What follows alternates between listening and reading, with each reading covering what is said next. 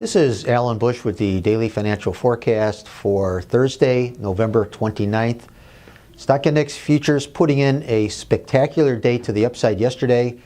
This after comments from Fed Chair Powell, where he very much backed off from his hawkish feelings, coming in with a very dovish commentary to the Economics Club in New York.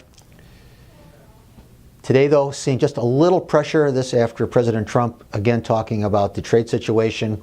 So that putting just a little bit of a damper on the rally and the mood today with some mild pressure. But I'm inclined to think that there's a very good chance we'll see a move back to higher on the day in stock index futures. And in fact, this sudden change in the Fed's tone is a dramatic development, very pivotal, and I think this has long-term bullish implications for stock index futures. Moving over to the currencies, yesterday's comments from Powell put some pressure on the dollar index and supported the euro currency.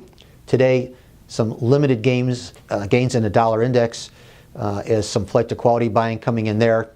Mixed economic news in the eurozone with employment numbers coming in better than expected, but the inflation numbers coming in a bit weaker. Longer term, though, it looks like Powell's comments, I believe, is putting a cap on the dollar index, since the Fed is apparently no longer in a position to raise interest rates 3 or 4 times next year. It looks now that they can only raise rates 1 time. Some analysts still looking at 2. Interest rate markets showing good gains yesterday with Powell's comments, some follow-through strength today. And I would continue to focus on the interest rate markets to the long side. I believe that the global economy is slowing. The U.S. economy, although still very strong, not growing at the torrid pace that we have seen over the last several quarters.